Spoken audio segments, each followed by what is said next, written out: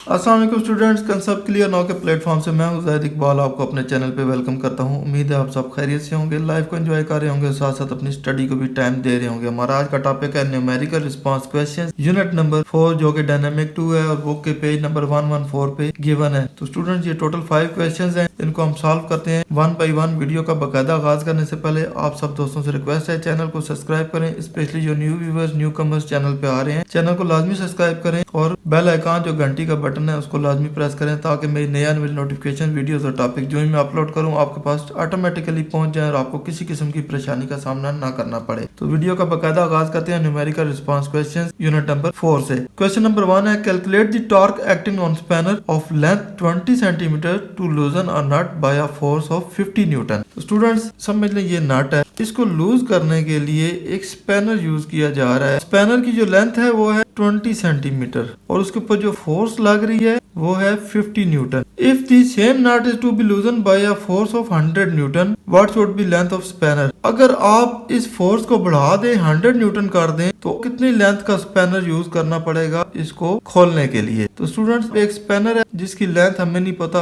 इतना हमें आइडिया है कि ये स्पैनर इससे छोटा होगा साइज में, क्योंकि हम फोर्स बड़ी कर रहे हैं तो जितनी ज्यादा इसकी मोमेंट आर्म होगी उतनी फोर्स कम लगानी पड़ेगी। अब हम मोमेंट आर्म छोटी कर रहे हैं तभी तो फोर्स बढ़ा रहे हैं। इट मींस के अब हमने इससे छोटा स्पैनर यूज करना है, लेकिन ये नहीं पता कि कितना छोटा स्पैनर यूज करना है। तो सबसे पहले हम डाटा नोट कर लेते हैं कि हमें डाटा में क्या क्या चीजें गिवन है। सबसे पहले ये है कि हमने जो फाइंड करना है वो टॉ फाइंड करना है, ये हमें नहीं पता। पहली चीज फाइंड करने वाली होगी टॉ। अब हमें स्टूडेंट्स एक लेंथ कैलकुलेट करनी है, एक गिवन है और दो फोर्सेस भी गिवन है। इट मींस कि इनको हम फोर्स 1 फोर्स 2 लेंथ 1 लेंथ 2 कर लेंगे तो हमारे लिए आसानी हो जाएगी। तो सबसे पहले हमें जो लेंथ दी है 20 सेंटीमीटर इसको हम लेंथ 1 कर लेते हैं। L1 is equal to 20 centimetre. तो स्टूडेंट ये सेंटीमीटर में है, इसको हम ऐसा यूनिट में लेके आएंगे। इट मींस कि इसको 100 से डिवाइड कर लेंगे। 20 को 100 से डिवाइड करें तो 0.2 मीटर बनता है। तो ये ऐसे यूनिट के हिसाब से ठीक हो गया। लेंथ 1 अब 0.2 मीटर हो गई, क्योंकि लेंथ मीटर में होती है ऐसे यूनिट में। तो लेंथ को 100 से डिवाइड किया तो आंसर आ गया 0.2 मीटर। फोर्स 1 हमें दी गई है, इसको खोलने के लिए कितनी फोर्स लगती है 50 न्यूटन की। तो 50 न्यूटन ऑलरेडी ऐसे यूनिट में मौजूद है, इसलिए हमें इसको छेड़ने की जरूरत नहीं है, ये ठीक है। नेक्स्ट हमें जो चीज गिवन है वो फोर्स 2 गिवन है कि आप इतनी फोर्स अगर लगाएं कि 100 न्यूटन की फोर्स हमें दी गई है, इसको हम फोर्स 2 कर लेते हैं तो कितनी लेंथ का स्पैनर होगा। तो L2 हमने फाइंड करनी है जो हमें नहीं पता। तो स्टूडेंट्स इसको फाइंड करने के लिए सबसे पहले हम टॉ को निकालेंगे। टॉ की वैल्यू जब निकल आएगी तो हम इजिली लेंथ 2 भी निकाल लेंगे। टॉर्क का मतलब ये होता है कि स्पैनर को जब घुमाएंगे तो ये जो मूवमेंट होगी इसको टॉर्क कहते हैं। तो ये हम पहले निकालेंगे कि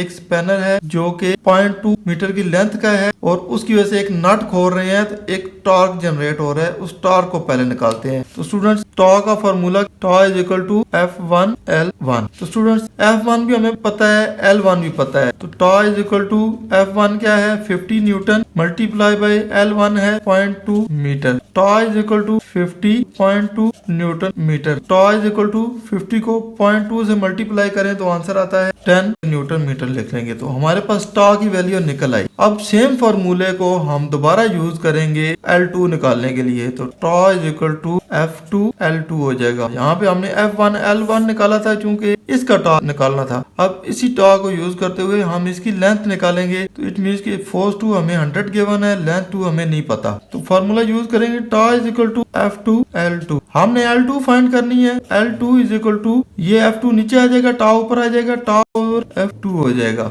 L2 इज इक्वल टू टॉ की वैल्यू हमने क्या निकाली थी 10 Newton metre divided bye F2 हमें गिवन है 100। तो students L2 is equal to ये न्यूटन है, सॉरी 100 न्यूटन है। तो student L2 is equal to 10 by 100 करेंगे तो ये 0.1 आ जाएगा। नीचे वाला न्यूटन ऊपर वाले न्यूटन से कट जाएगा तो मीटर बचेगा। तो it means length 2 is equal to 0.1 metre, यानी कि 0.1 मीटर का स्पैनर लेंगे, इसके ऊपर 100 न्यूटन की फोर्स लगाएंगे और इस टॉ को यूज करते हुए उसको हम खोल लेंगे। इट मींस 15 न्यूटन की फोर्स थी और 0.2 का स्पैनर था। अब फोर्स हमने डबल किया तो स्पैनर उससे हाफ कर देंगे, 0.1 का कर देंगे। तो स्टूडेंट्स ये इसका आंसर हो गया। तो स्टूडेंट्स क्वेश्चन नंबर 2 है, कहता है a long uniform steel bar of length 1 metre is balance by a pivot at its middle. It means एक सीधा स्टील बार है और 1 मीटर लेंथ है उसकी और उसको एक पिवट के ऊपर सेंटर से ऐसे खड़ा कर दिया गया है। इसी को देख लें, इसी तरह की चीज है, सेंटर से एक पिवट के ऊपर रख दिया गया है और ऐसे बैलेंस कर दिया गया है। Two masses M1 and M2 are suspended at a distance of 0.2 metre and 0.3 metre respectively from the pivot. अब इस पिवट से एक तरफ मास 1 को लटका दिया गया है जिसको M1 का नाम दिया गया है, 0.2 मीटर एक तरफ लटका दिया गया है और दूसरा 0.3 मीटर दूसरी तरफ लटका दिया गया है। Ignoring mass of the steel bar, इस स्टील बार का जो मास है आप उसको इग्नोर कर दें। If mass 1 is equal to 0.1 kilogram find mass 2। Left side पे 0.2 मीटर पे जो मास था वो 0.6 किलोग्राम है। राइट साइड पे हमने जो मास लगाना है जो 0.3 मीटर पे हमने लगाना है उसका मास कितना होगा तो ये हमने डिफाइन करना है। ये पिवट पॉइंट है, इसके ऊपर 1 मीटर लेंथ का एक स्टील बार रख दिया गया है जो कि बिल्कुल यूनिफॉर्म है। इससे एक तरफ मास 1 लटका दिया गया है जो कि पिवट पॉइंट से 0.2 मीटर के फासले पे है एक तरफ और उसका वेट है 0.6 किलोग्राम। दूसरी तरफ जो मास लटकाया गया है वो 0.3 मीटर पे लटकाया गया है और वो मास हमें नहीं पता। तो हम सबसे पहले इसका डाटा नोट कर लेते हैं। सबसे पहले एक लेंथ ऑफ स्टील बार है, ये हमें 1 मीटर गिवन है, ऐसा यूनिट में है, बिल्कुल ठीक है। नेक्स्ट हमें लेंथ 1 मिली हुई है जो कि 0.2 मीटर, ये भी ऐसा यूनिट में है, कोई इशू नहीं, ठीक है बिल्कुल। उसके बाद हमें लेंथ 2 गिवन है जो कि 0.3 मीटर है, ये भी ऐसे यूनिट में है। नेक्स्ट हमें मास 1 गिवन है जो कि 0.6 किलोग्राम है।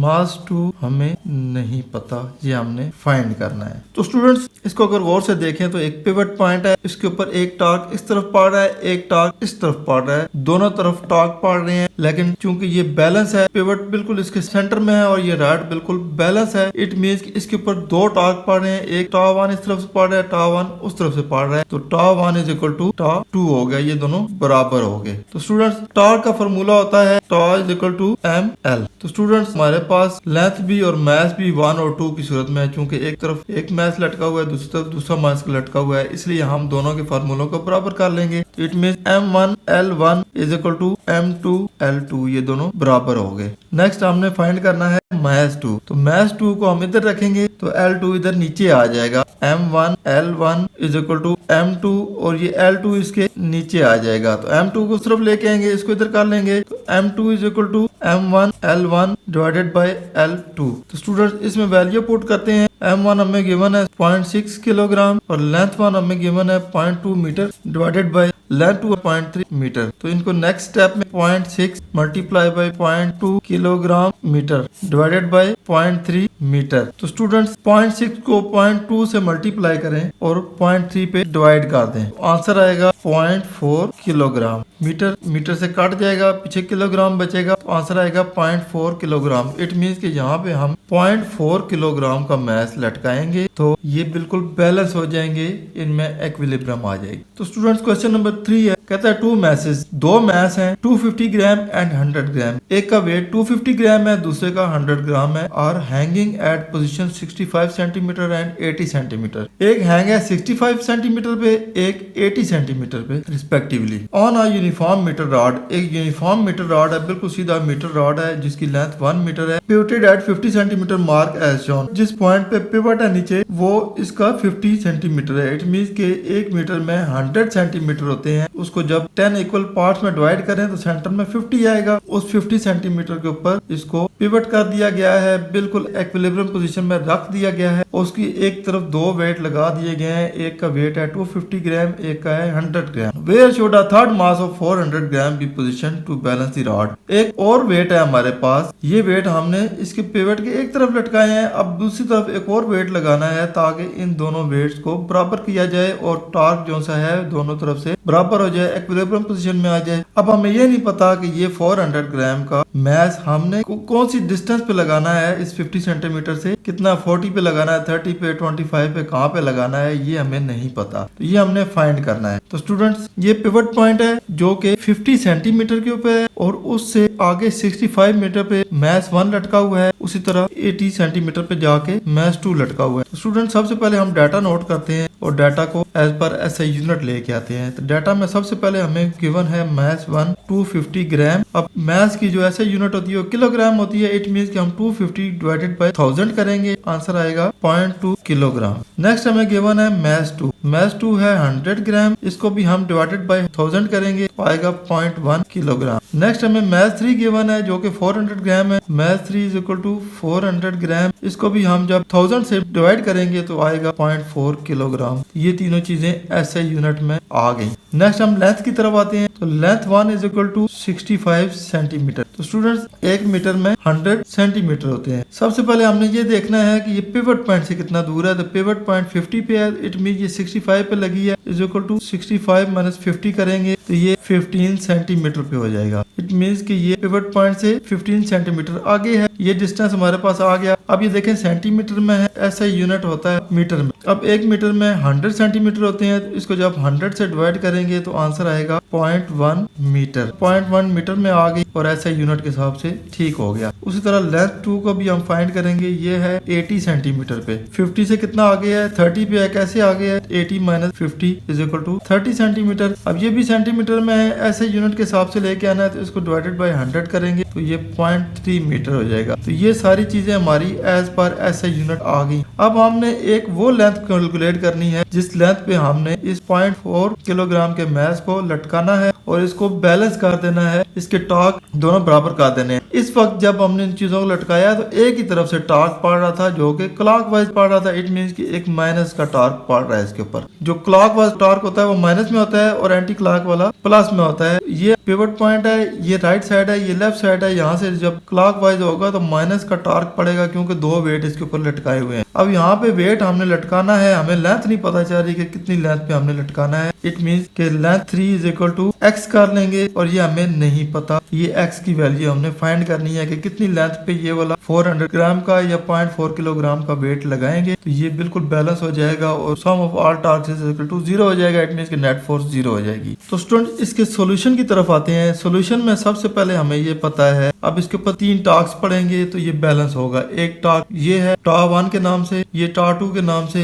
और एक टॉर्क 3 जो यहाँ से पड़ेगा तो इनको बैलेंस कर देगा। इस तरफ से क्लॉकवाइज टॉर्क है, इधर से एंटी क्लॉकवाइज टॉर्क पड़ेगा तो ये सारे बैलेंस हो जाएंगे। इट मींस कि ये दोनों टॉर्क मिलके एक का मुकाबला कर रहे हैं। इस तरफ एक बंदा लड़ रहा है, इस तरफ 2 बंदे उसका मुकाबला कर रहे हैं। इट मींस कि ये जो वेट है इन दोनों के बराबर है। It means torque 3 is equal to torque 1 plus torque 2। तो sum of all torque is equal to 0 होगा तो तब ही ये बैलेंस होगा। तो स्टूडेंट्स अब इनको फॉर्मूले में लेके आते हैं। इट मींस कि टॉर्क में होगा M3L3 is equal to M1L1 plus M2L2। अब स्टूडेंट्स ये जो टॉर्क पढ़ रहे हैं ये बेसिकली इनके वेट की वजह से पढ़ रहे हैं। इनके ऊपर एक जी वैल्यू भी पड़ रही है, लेकिन चूंकि दोनों तरफ से जी वैल्यू बराबर है इसलिए उसको हम कैंसिल कर देंगे। सिर्फ इनके मैस और लेंथ को ही बीच में रखेंगे। जी की वैल्यू इधर भी बराबर है, इधर भी बराबर है। इट मींस कि वो कैंसिल हो जाएगी। M3L3 is equal to M1L1 plus M2L2। ये दोनों मिल के M3L3 के बराबर होंगे। तो M3 हमें गिवन है 0.4 किलोग्राम,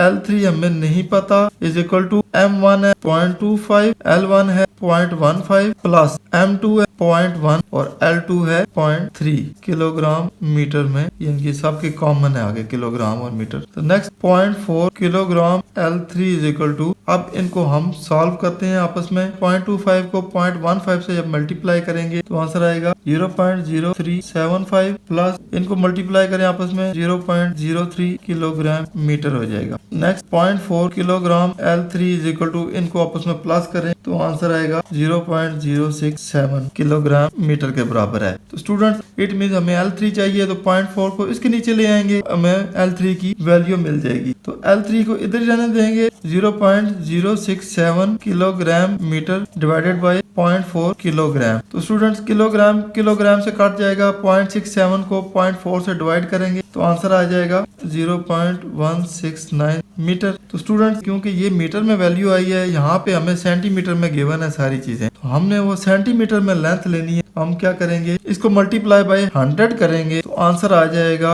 16.9 सेंटीमीटर। लेकिन स्टूडेंट ये 16 सेंटीमीटर कहाँ से है? इस पिवट पॉइंट से। इट मींस कि ये यहाँ से 16.9 सेंटीमीटर इस तरफ हम लगाएंगे, लेकिन हमने चूंकि x की वैल्यू काउंट करनी है, x की वैल्यू यहाँ से लेकर यहाँ तक है, 0 से लेकर यहाँ तक। ये वैल्यू हमें मिली है पिवट पॉइंट से। तो जब हम इसको यहाँ से काउंट करेंगे, इट मींस पिवट की वैल्यू ये है, यहाँ से 16.9 सेंटीमीटर इधर है। इट मींस हम 50 में से 16.9 निकालेंगे तो हमारे पास जो आंसर आएगा वो होगा x की वैल्यू। अब ये देखें L3 is equal to 16.9 centimetre है। यहाँ पे 0 है, यहाँ पे 50 है, यहाँ पे 100 है, तो ये पिवट पॉइंट है। ये वैल्यू हमें यहाँ से मिली है 16.9, लेकिन हमें यहाँ से काउंट करना है कि इधर से कितना दूर लगाएंगे। तो इट मीन्स कि x की वैल्यू होगी 50 minus L3। x is equal to 50 minus 16.9 centimetre. तो स्टूडेंट्स 50 में से 16.9 निकालेंगे तो x is equal to 33.1 centimetre. ये हमारा आंसर आ जाएगा। इट मींस कि यहाँ से 33.1 सेंटीमीटर पे इस 400 ग्राम के वेट को जब हम लटकाएंगे तो ये पिवट इधर से जो नीचे हुआ था, दो टार्क की वजह से ये टार्क इधर से एक ही पड़ेगा और इनको बैलेंस कर देगा और ये बिल्कुल इक्वल हो जाएंगे, इक्विलिब्रियम में आ जाएंगे। तो स्टूडेंट क्वेश्चन नंबर 4 है, a car weighing 1200 kilogram enters a roundabout with a diameter of 60 metres at a speed of 25 kilometre per hour. तो स्टूडेंट्स एक राउंड अबाउट है जिसका डायमीटर है 60 मीटर और उसमें एक कार एंटर हो जाती है जिसका मैस है 1200 किलोग्राम और इस कार की जो स्पीड है,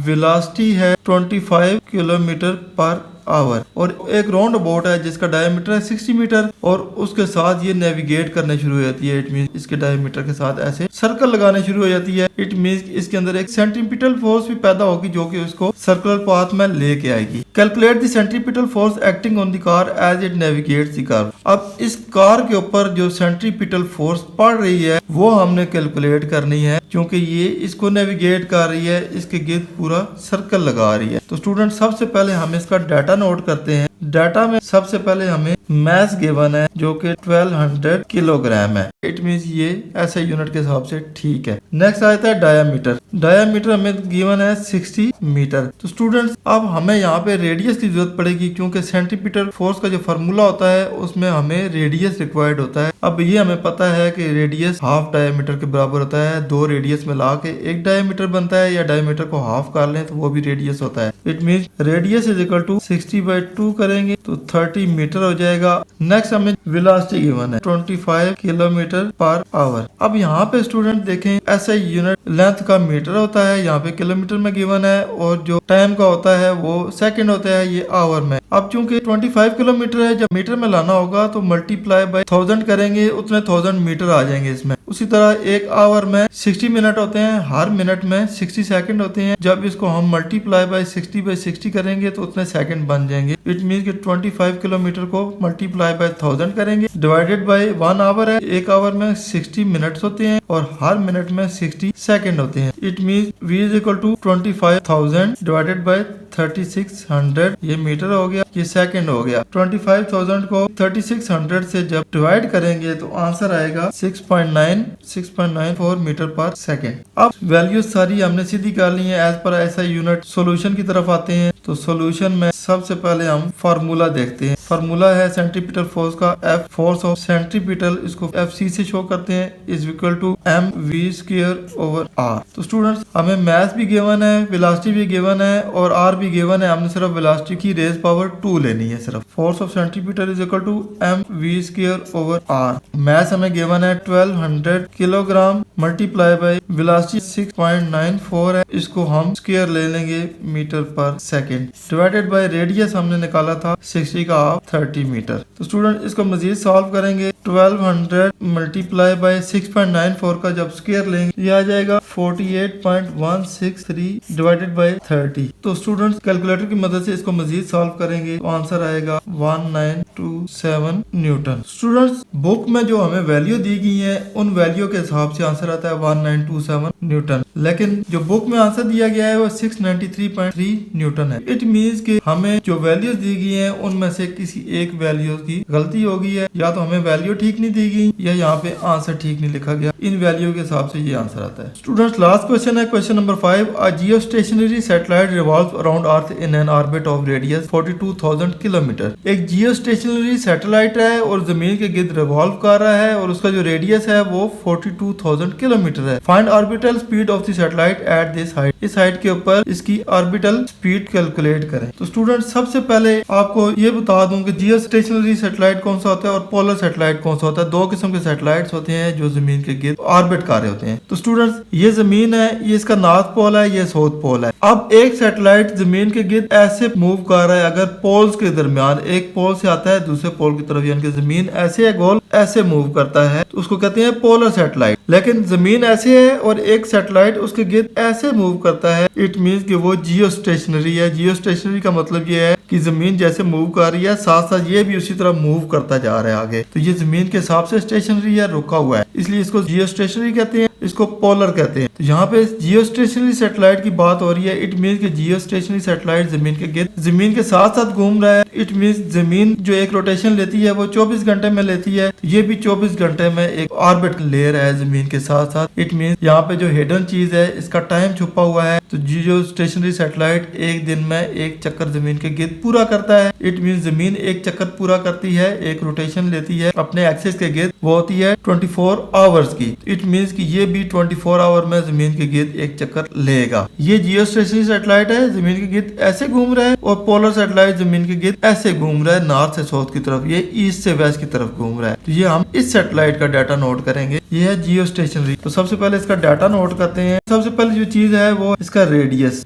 है 42,000 किलोमीटर। तो इसको जब हम ऐसे यूनिट में लेके आएंगे तो इसको मल्टीप्लाई बाय 1000 करेंगे या 10 की पावर 3 ले लेंगे, एक ही बात है। इसको हम 10 की रेज पावर 3 ले लेते हैं, क्योंकि वो 1000 करेंगे तो और वैल्यू बहुत लंबी हो जाएगी। Is equal to 42,000 multiply by 10 की रेज पावर 3, और ये मीटर में आ जाएगा। इट मीन्स कि अब ये ऐसे यूनिट के हिसाब से सीधा हो गया। नेक्स्ट पाई की वैल्यू हमेशा याद रखें कि 3.14 होती है। नेक्स्ट इसमें एक चीज हिडन है, इसका टाइम मैं बता चुका हूँ कि जियो स्टेशनरी है। इट मीन्स कि जमीन के साथ ऑर्बिट कर रहा है, जमीन एक दिन में एक रोटेशन पूरी करती है। इट मीन्स कि ये भी एक दिन में ऑर्बिट पूरा कर रहा है। इट मीन्स कि ये 24 घंटे ले रहा है। अब इसको हम ऐसे यूनिट में जब लेके आएंगे, टाइम हो जाएगा 24 ज़रब हर घंटे में 60 मिनट होते हैं और हर मिनट में 60 सेकंड होते हैं। इसको जब हम कैलकुलेट करेंगे तो टाइम निकल आएगा 86,400 सेकंड। तो एक दिन में 86,400 सेकंड यानी 86,400 सेकंड्स होते हैं। इट मीन्स कि ये जो टाइम ले रहा है एक ऑर्बिट पूरी करने के लिए वो 86,400 सेकंड ले रहा है, और ये जमीन से कितने रेडियस पे है, 42,000 किलोमीटर के फासले पे है। इसको जब मीटर में लेके आए तो मल्टीप्लाई बाय 10 की रेज पावर 3 होगी। पाई की वैल्यू हमें पता है। जो चीज फाइंड करनी है वो